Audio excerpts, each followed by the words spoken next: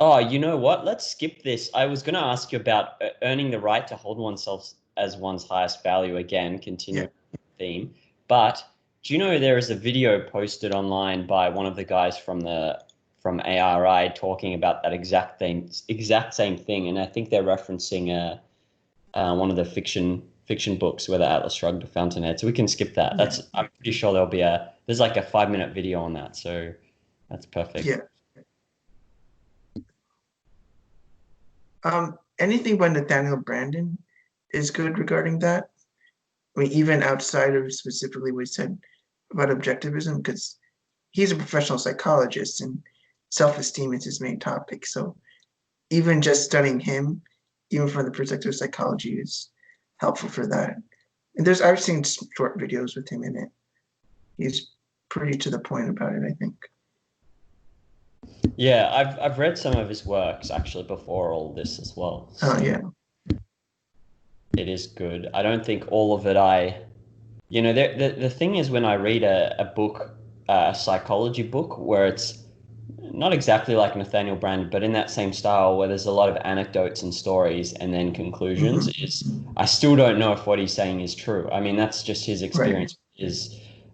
Anyway, I mean, that's just something that I've experienced Right. reading books like Brandon and other psychologists. Okay, so I see a few topics in here that you want to get towards. I mean, we've had emotions and contradictions. We seem to discuss quite a bit about that. Is that something more pressing in your mind, or do you have questions about happiness? And Um, lastly, the relationship between the virtues. Are any of those pressing in your mind more so right now?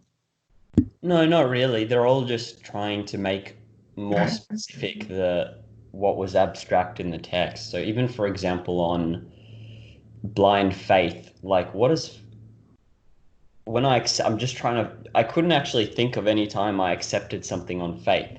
And so I was trying to come up with, examples like that. What does it feel like when you accept stuff on faith?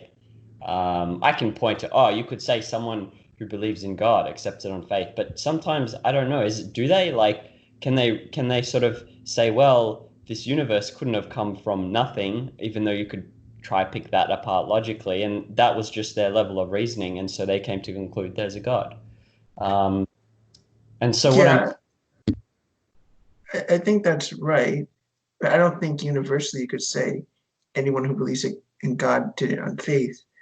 I mean, you definitely could observe some people within religion and they didn't seem to really reflect on it. It's just what they've done. I guess in personal experience, I've seen people that way. Like don't seem very reflective on what it means for God to exist. They're not really taking it deeper than they're used to it as their tradition or that's what they learned in church. Um, of course, there's a range of people where the way they take things, the way they evaluate things. But this, I mean, specifically in reference to blind faith, I mean, it's at taking anything on dogmatism. I mean, it could be taking what your parents said as true just because your parents said it. Or, I mean, it's just simple as that. I don't think it goes any deeper than that. would you say if I accept it through ignorance, is that faith? Faith, um, the way Rand is using it is mostly just taking something without critical reasoning about it. So sure, like just anytime you're not reflecting, or just really what she's describing is that passive added focus way of being that you take things, you just kind of absorb it, or you heard it and you accept it without reflection. It's just really a way of a deeper, more specific example of becoming like a zombie or being a passive thinker. Got it. So faith actually isn't something specific to religion. It's actually just another. It's like almost a synonym for unreflective acceptance of something. Yeah, I mean, the reason I'm saying that is I think in philosophy you could easily debate what, or even just the meaning of the word. What does faith mean? Does it have to mean taking something blindly? But here, at least, we know she's talking about just being blind about it, just not reflecting. Within the context of the essay, we can understand that's what it means because of how much emphasis she puts on focus, paying attention, reasoning, thinking critically. That's really the important thing. She's just doubling down on like you really need to think properly, think things through, think things correctly, not just what you hear, but really actively thinking, reflecting, living through your virtues, just living through reason.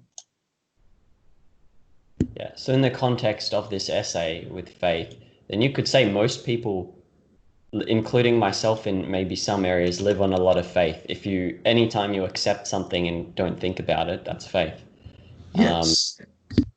Okay, that's much, but I mean, that's good to know because that's much broader than just when, at least a lot of people, or at least when I would think of faith, when I didn't really think of it that much, just go with the association, right? Which is believe in God, religion, believe something without any evidence. It's just kind of a vague thing, but faith could be much broader than that.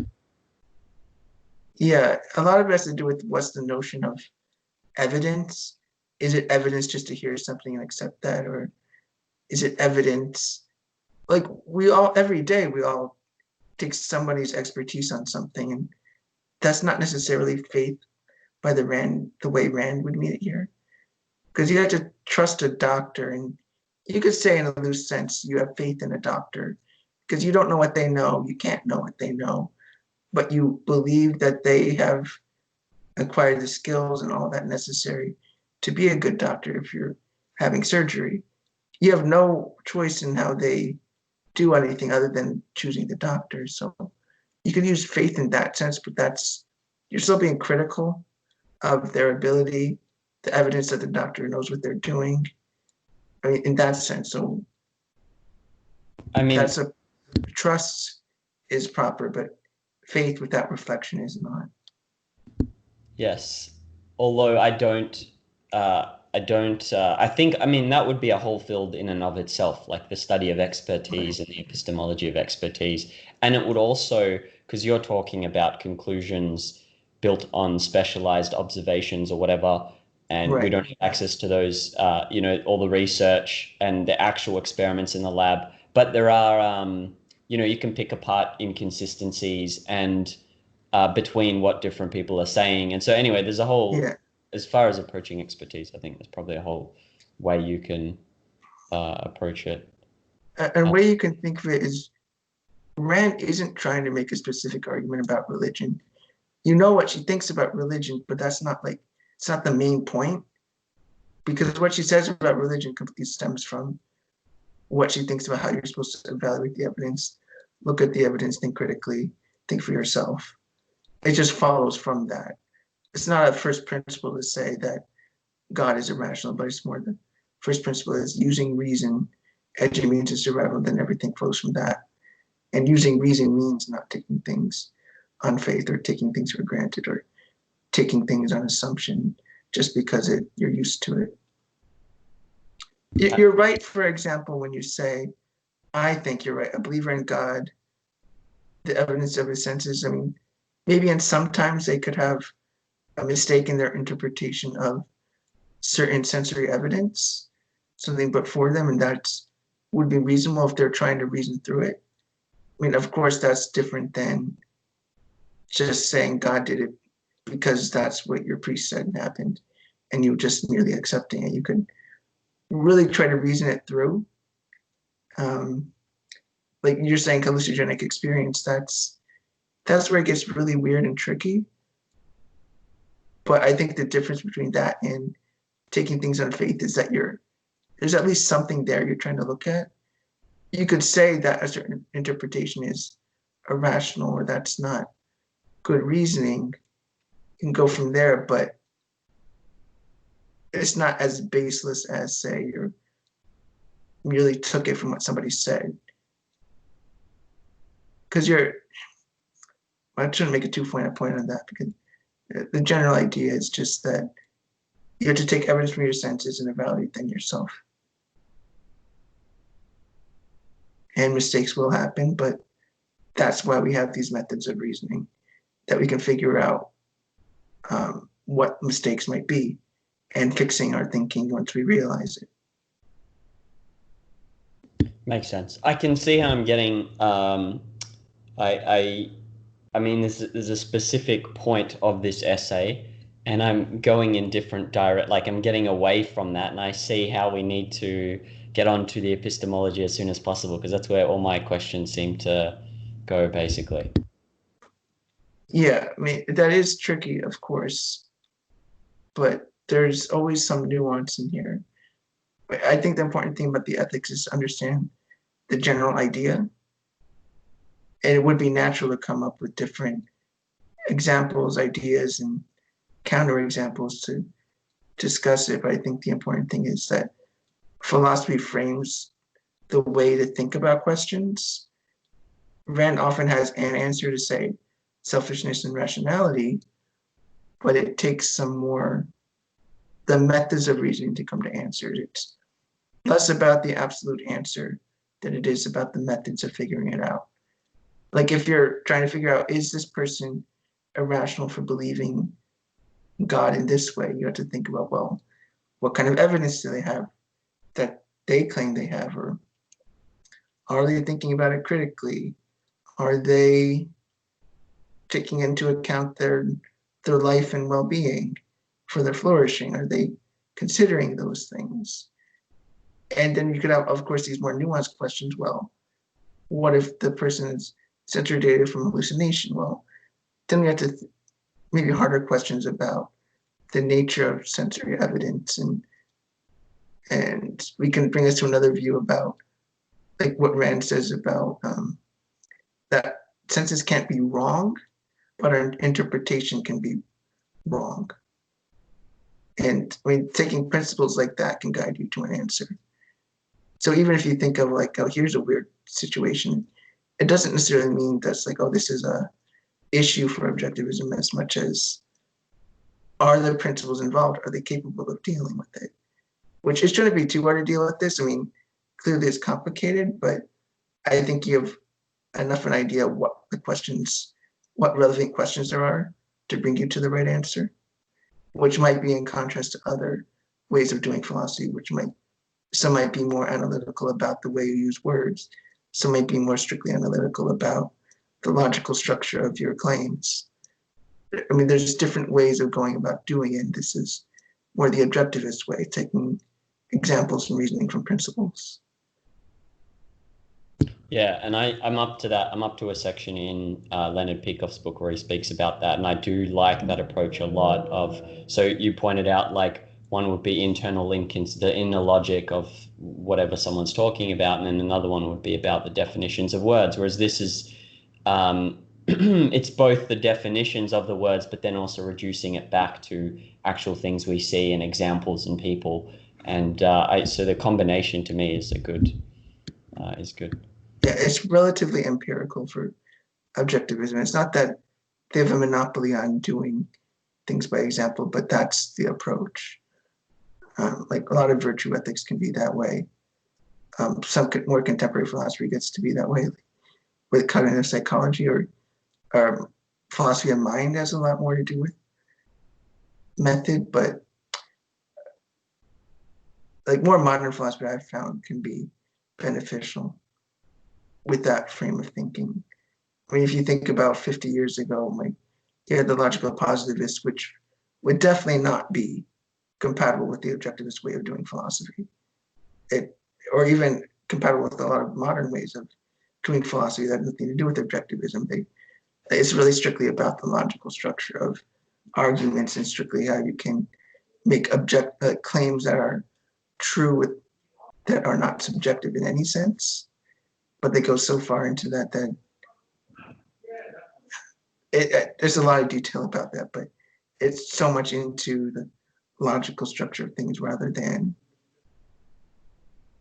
like the ideas you're trying to demonstrate or ideas you're trying to understand. Yeah, we can get into that because it does interest me. It reminded me of, I don't know if you've ever listened to Nassim Taleb. He writes about risk a lot, trading, and he was saying something like, he really doesn't like academics. He's like anti-academic. He calls them You know, he says they're not accountable to reality. They just sit in circular citation rings awarding each other Nobel Prizes. So I Awesome. think Yeah. that was I think that's sort of referencing the logical positivism you're talking about, which I don't know anything about, but it just sounds like it's all about an internal logic as without reference to reality. It's very mathematical too.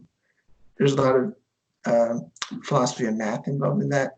Nothing's wrong with philosophy of math per se, but philosophy of math is like their entire way of doing philosophy. Like nothing else matters besides like this mathematical manner of thinking. There was an example in OPA, which was, you know, I'm going to modify it a bit, but it was something like, you know, bananas are razor blades, rock melon is shaving cream, so you can shave with a fruit salad. Yeah, I mean, he's kind of taking it to a logical extreme to make fun of it, but there is, in a way, that is kind of how they're Yeah. trying to think about the. I mean, philosophy has evolved a lot since even the 80s, so, but still, that was a way of doing philosophy that very detached. You can, like, I've read some logical positive stuff and it feels pretty detached, but I mean, the point about I'm making about that is just that objectivism has a lot to do with method. You don't need to always be caught up in the answer as much as what are the way you accomplish discovering the answer.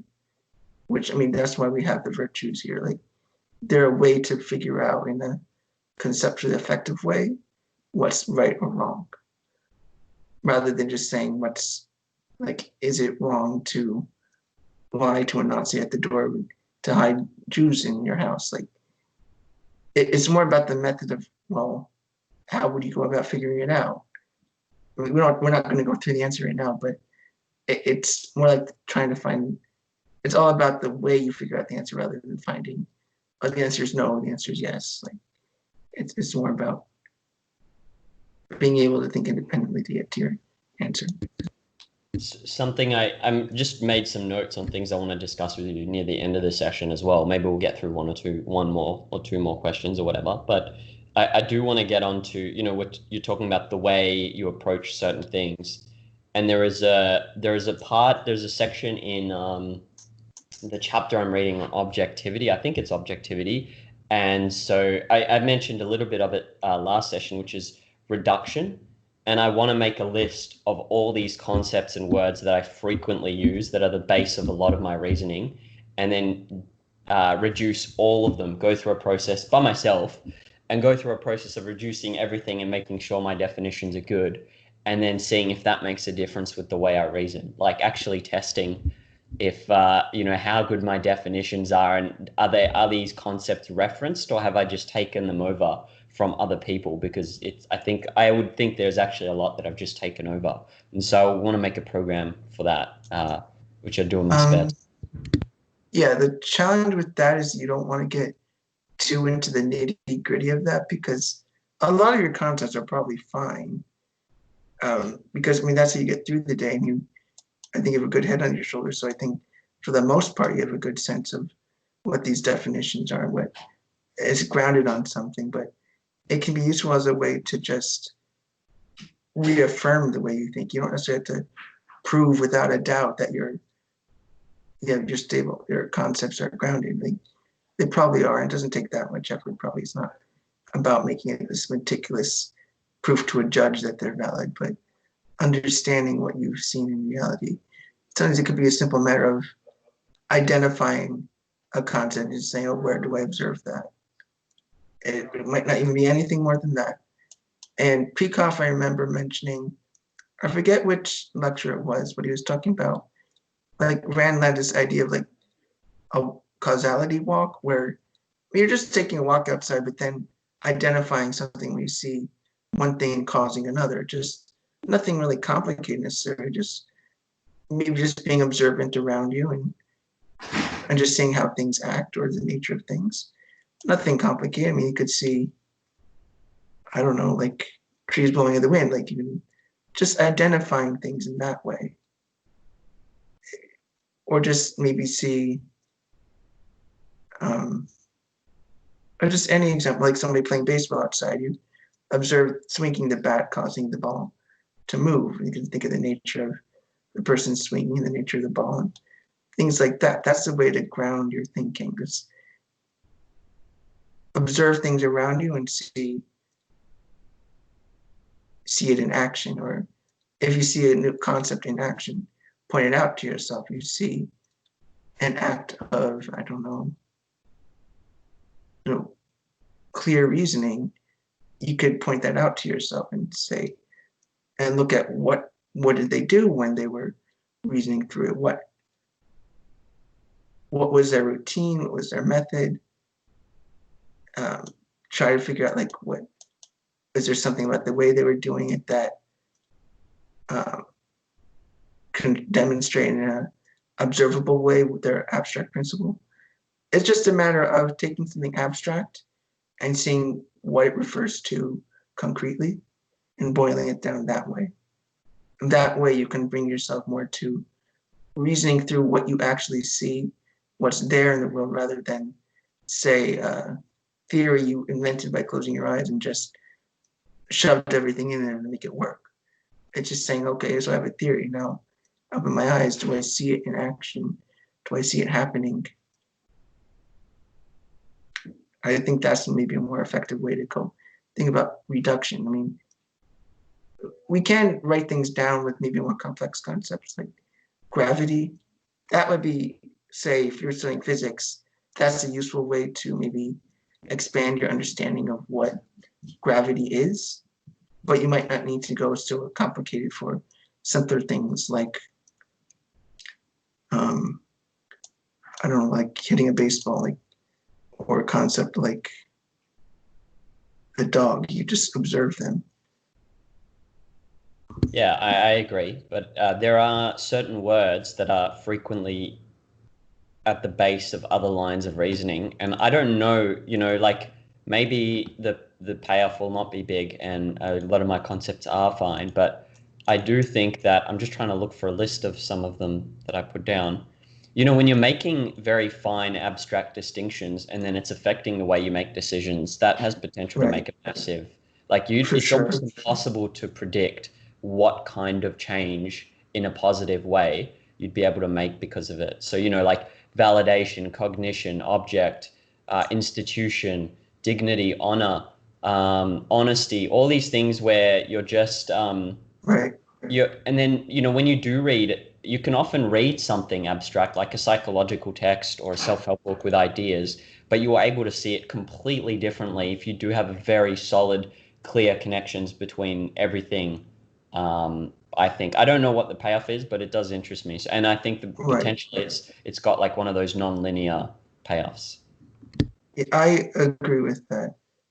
It's more about, I'm really just emphasizing the way you don't want to get obsessed with the nitty-gritty, but I think those were good examples of concepts that are good to reflect on more, that do help the way you understand philosophy. Like object, I think, is a really important concept, and that can lead to confusions easily if you're not very clear to yourself what you mean and what you're referring to and what it actually refers to in reality. So those are important things to have a clear idea in your head. Yeah. Anyway, all that stuff is really cool. And I like the idea of walking around and trying to just observe the base, like causality and look for that so it's connected and grounded. It's a good idea. Yeah. Maybe we should get through like one or two questions and then we can go ask you other stuff that I was gonna. Okay. I mean, I think, go whichever direction you want for the questions, I think. Yeah. What did you, no, go ahead. Well, it seems you said you were confused about how the virtues relate.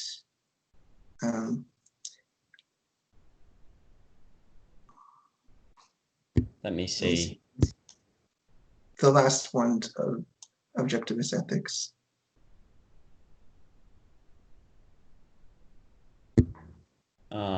I think we kind of talked about that. Yeah, a little bit. And I found a quote that's relevant in the book. I'll just paste it because I didn't put it in this document. I'll paste it in the chat. Yeah, I'm sort of like clear, maybe clear enough. Like it's not 100%, but I'm Okay. looking for, 100% precision and connection with everything right now. So we can probably leave that. I'll see if I found the quote and I'll read it out. Or Well, it might be better just to approach your questions on happiness next then, because I think that will help integrate to like the whole point of this, or have something more like a deep understanding of like what it is psychologically. I think understanding happiness is would put a different perspective on it that should help you. So sure. yeah, the one quote, happiness is that state of consciousness which proceeds from the achievement of one's values. Um, so you're asking, Where are we looking? Can you highlight it? Because I'll see you yeah, highlight the, yeah. here you go, page 3.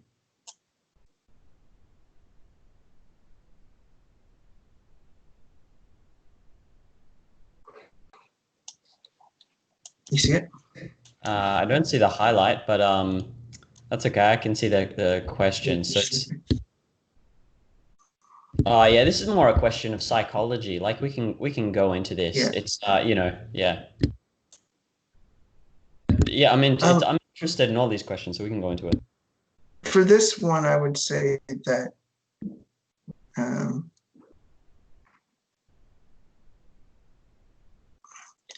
I would say there's two ways of thinking about happiness that I don't know if Rand made explicit enough. In one, you could think of happiness just in a common way that we mean happiness is that temporary feeling like I feel like I'm in a good mood today, I'm happy. Like you don't necessarily imply anything deeper, you just mean you're in a good mood. And that's, I think happiness, when Rand talks about it, she's not referring to anything temporary or fleeting. It's more like a emotional state of being overall. I think that's the way it's important to think about it, that it is a question of psychology, but really it's a way of, we're trying to understand the longer term way of thinking. Well, that's why it says state of consciousness. It's not merely like an emotional fleeting feeling, but a state of being where it might be hard to describe exactly what that is, but she's basically just saying um, it's a natural product of going towards attaining your values. Also, that attaining your values is not a one-off thing; it's a constant process. So that would be the way of rejecting the idea that once you get your values, like your happiness is fleeting and only depends on those values. But that's kind of the point about objectivism, that pursuing your values is what creates that feeling of happiness and attaining those values. But life as a continuous process would mean that there's never an end to pursuing values. So attaining and striving for values is what creates that feeling. It's not necessarily the purpose of doing your being ethical. It's not. It's more like this is a way you can understand that you're succeeding, or a way to observe the way you're leading your life. Of course, the purpose is a better life and a flourishing life. But along with that comes happiness. Does that make sense to you, that you're living life for the flourishing of your life and your well-being, but it's not any specific yeah, do you follow what I'm saying? Yeah, I follow. What do you make of these quotes, like this from Okay. Notes from the Underground and Alice? Well, not that's not a quote from Alice in Wonderland. Jordan Peterson. They're all talking about this like as a concept. It's a thing of you attain something, and then so it's in the and then you're like not happy, and so you have to keep striving in order to. How does that fit in with? Okay, I'll read these one at a time. Perhaps the only goal on earth to which mankind is striving lies in his incessant process of attaining. In other words, in life itself and not in the thing to be attained. So it sounds like Dostoevsky here is suggesting that like it's never the thing that matters. Getting the thing is not what matters, only the process. And what it makes me think of is he's underestimating that the extent that attaining the thing does matter. If you only strive, but never, ever get anything, I think that's almost a recipe for suffering.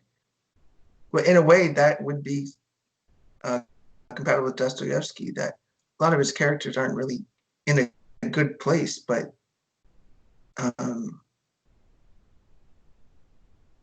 and he's seen striving them as just to continue on, despite all these even tragedies that occur, which is a little different than saying that the values you attain matter. But it's a little different in the way he sees things. Yeah, that's interesting.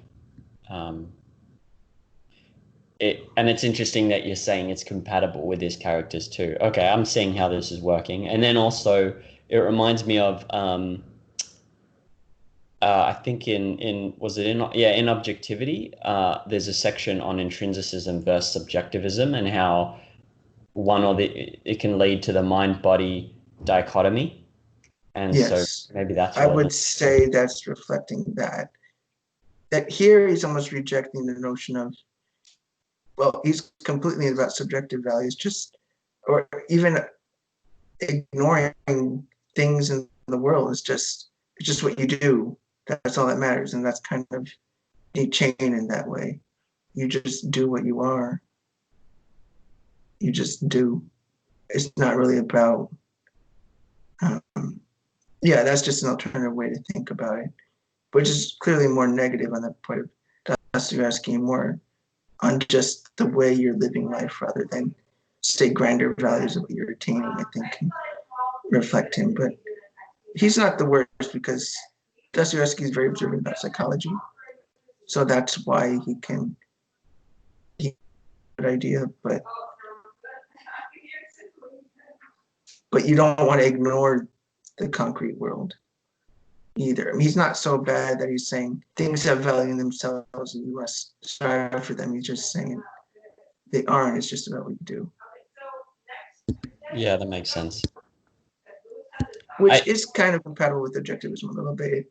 It is a lot about what you do, the method, as I've been saying, the process, but we certainly cannot ignore the importance of attaining those things. Like that's why money is seen as a value. Money is relevant and important, and having things can matter. Not that's the absolute point of everything, but you do need to have things. There's values in the world. There's concrete things. Oh, and what do you make, like the Jordan Peterson quote kind of fits in on that exact same line of reasoning as Dostoevsky's, but what do you make of the Alice in Wonderland, where I've seen this in other areas too, this concept of once it's close and you have it, it fades. The prettiest are always the furthest. And where does that fit into this whole discussion? The way I see that quote is more about the effort it goes into attain the most important things. It can take the most effort sometimes, which, yeah, I mean, it's putting the effort, not just for the sake of the effort, but even the things you attain matter. It's both the process and the thing you attain. Like you can't ignore one or the other. You have to have both. We don't want to say that we are only going for the flowers because they're there, or we should interpret that, sure, those flowers are valuable, but also even it's important the way you get there. And it takes effort. It's not guaranteed, it's not promised. Okay. But the payoff is even greater in the end. Or not even so much the payoff, but that the most fulfilling, glorious, wonderful things that validate your existence are sometimes the furthest away. I mean, it could take maybe 10 years to get where you want to go.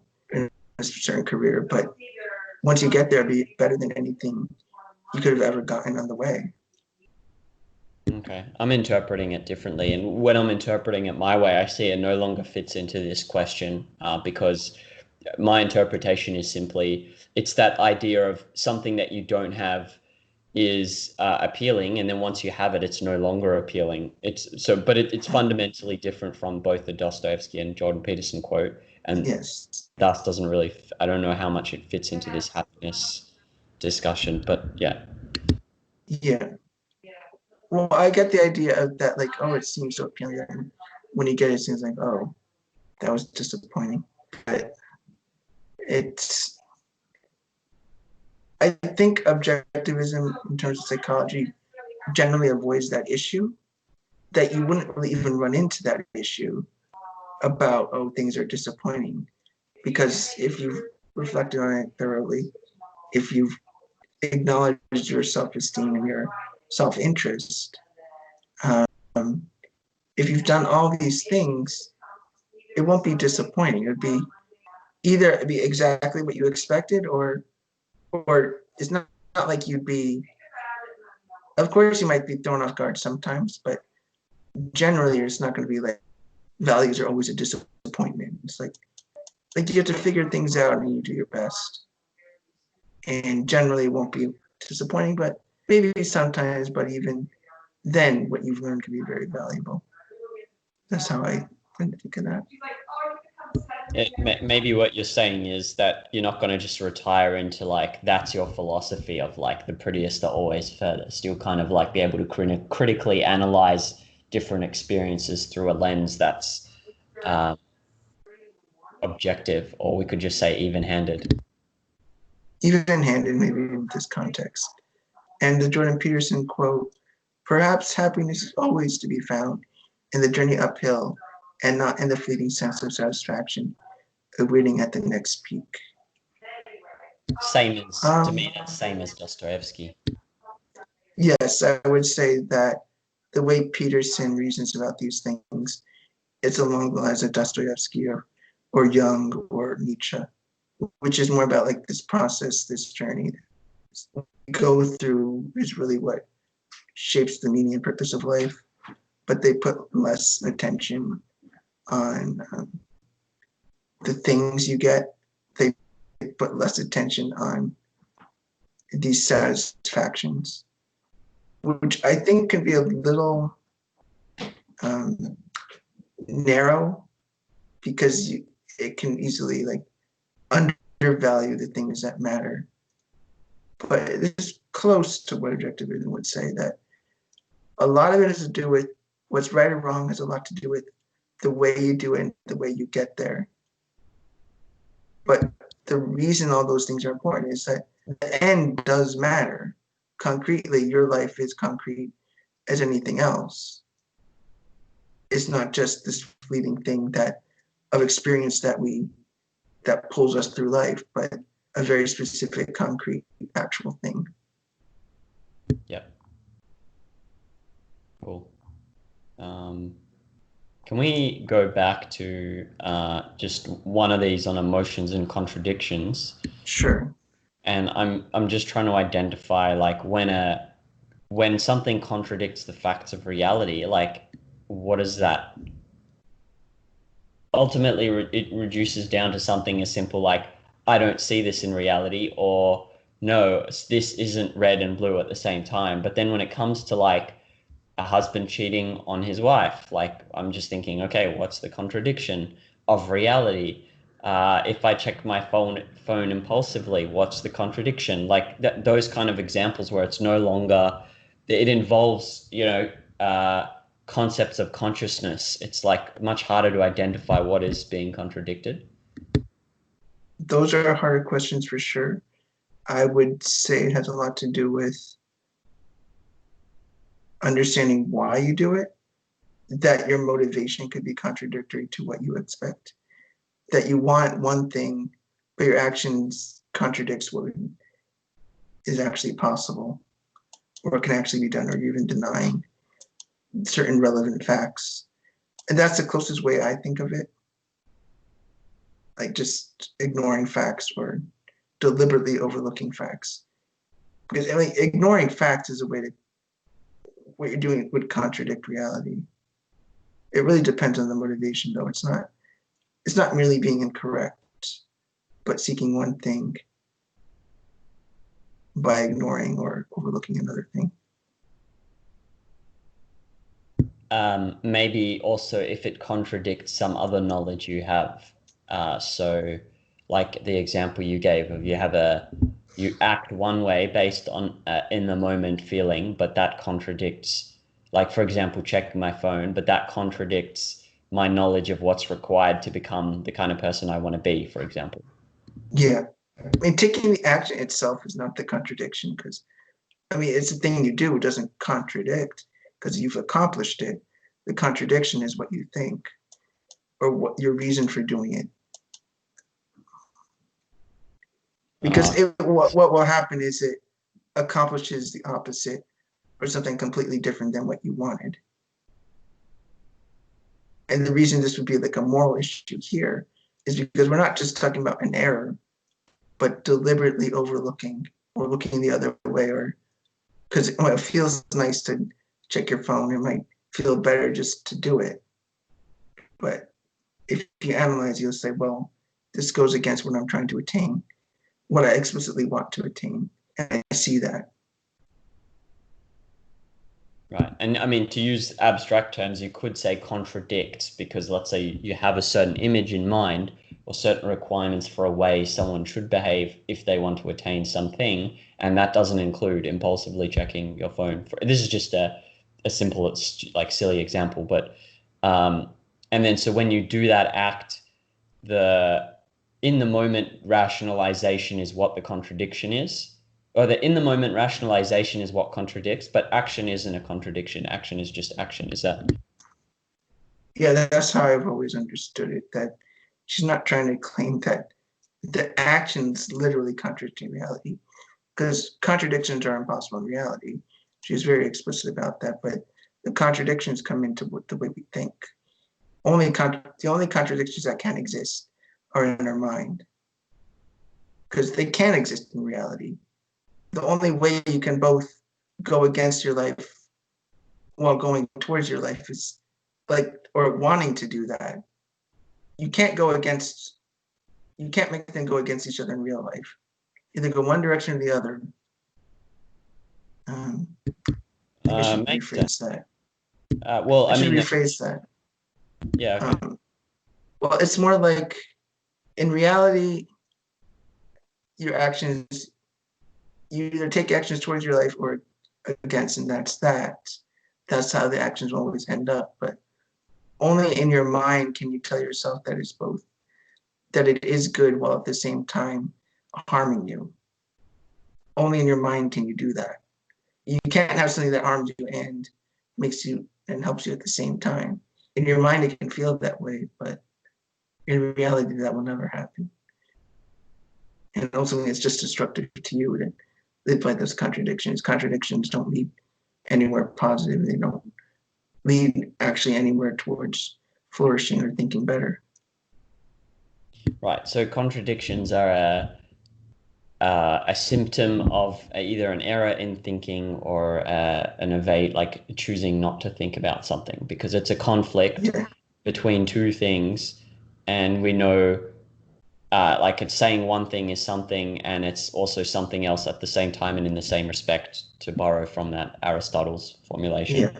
But in reality, we can't find those things that are the same. And so it's just using that to identify errors or missed errors or like intentional non-thinking, and to use it to guide us.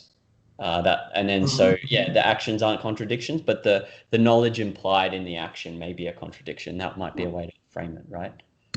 Yeah, and that's what Rena's meaning here when she says, if he wants to have his cake and eat it too, which, I mean, in the more literal sense, can you have it in front of you while also eating it? It can't be in your stomach and on the plate in front of you at the same time.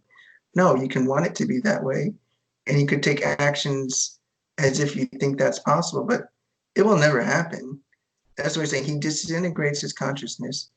he turns his life into an inner civil war of blind forces. Like, what can you even do if everything's just conflicting and incoherent? It's just you're flailing all over the place. I mean, that's really what she's saying happens, because you're throwing out your way of distinguishing true and fact or true and false. Yeah, that makes sense. And I guess with the example questions I had, it wouldn't be enough to write something like a husband cheating on his wife. What's the contradiction?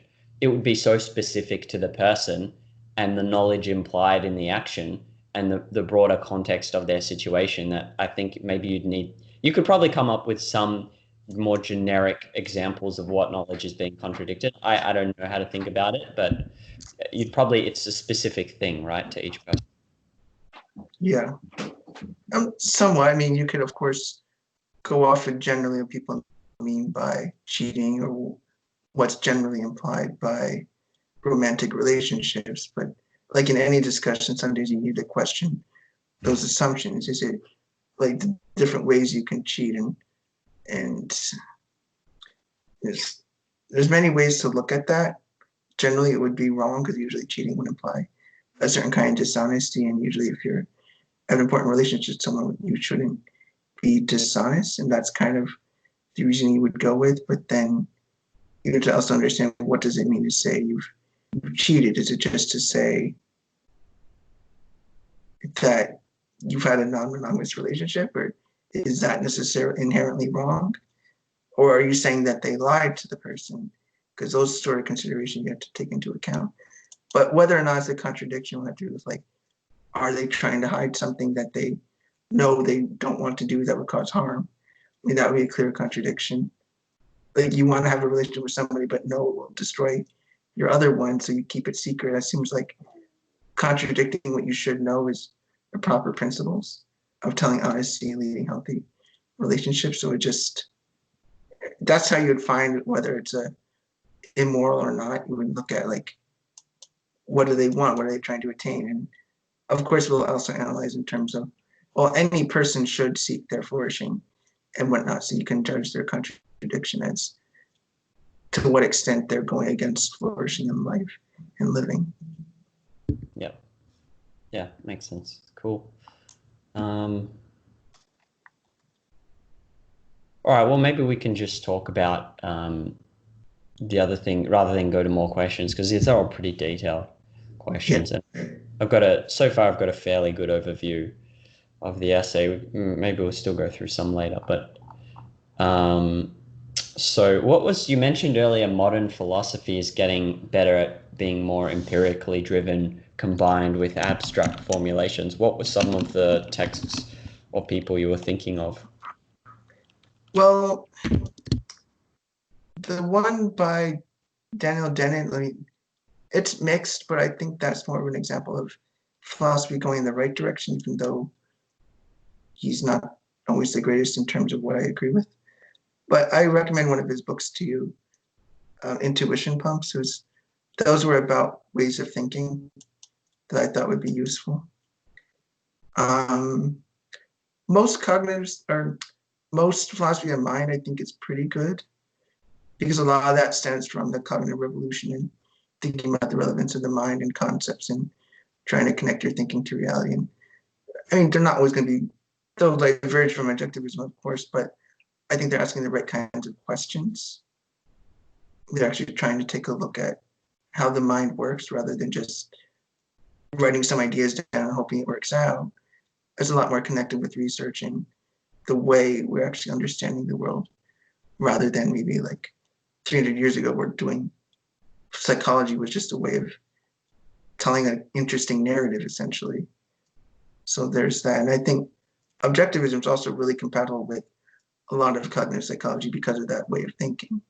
That's really taking a look at how the mind works, taking observable principles rather, but also acknowledging that the mind is a real and competent thing.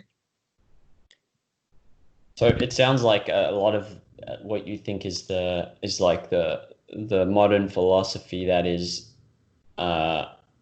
emphasizes doing empirical tests and observations, as well as abstract formulations, is from the field of psychology and cognitive science. But is there any from like specifically from only philosophy? I can't think of any names specifically. I mean, I do like Daniel Dennett, as I just mentioning. I think he's pretty good as a philosopher. I mean, I know I'm mentioning, like, there's certainly a range of to what extent they care about empirical evidence. I mean, there's still a range that of thinking where your concepts are representations in your head and they're prone to error and mistakes, which is different than objectivism, but it's still good in that sense that they're connecting ideas to reality, albeit there's claiming that you don't necessarily connect as well as you might hope, but they're concerned with it. I don't know as much about ethics. I know if you look around on some more contemporary things, you could find interesting ideas. There's virtue epistemology is a concept. I haven't looked into it much myself, but what I have looked at is a lot, seems compatible with the objectivist way of doing things, that knowledge isn't merely about having something that lives in your head that's absolutely true, but it also matters the way we attain that knowledge.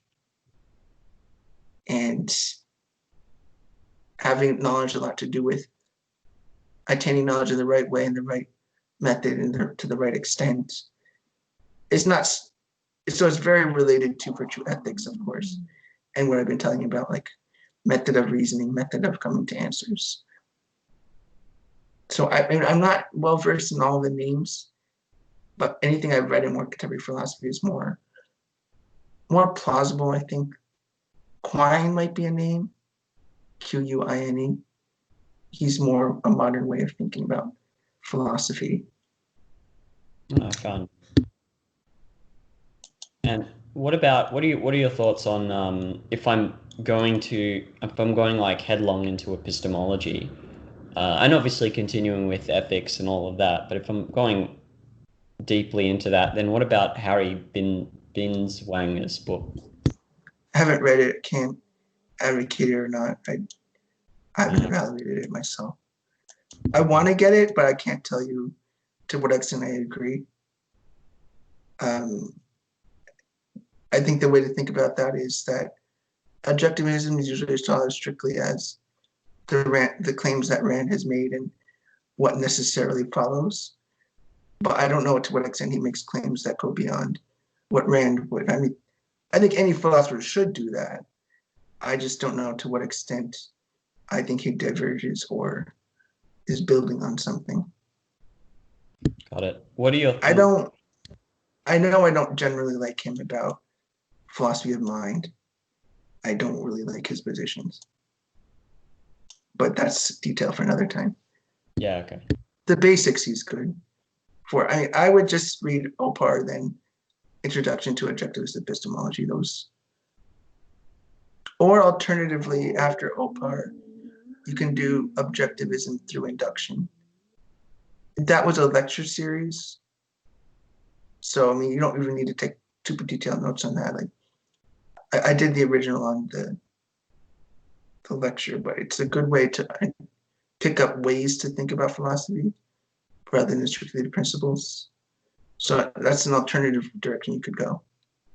Yeah, that sounds, because I was going to ask you about the definitions thing, the integrating and reducing, like listing, if there is a list of, Yes. If someone has already identified essential concepts that lie at the base of literally every other concept, and then it gets into that. It definitely gets into the questions like that, more methods of philosophy rather than strictly epistemology. So once you do that, then it could make a bit more sense what epistemology is supposed to be doing, the work it's meant to be doing. I do know, for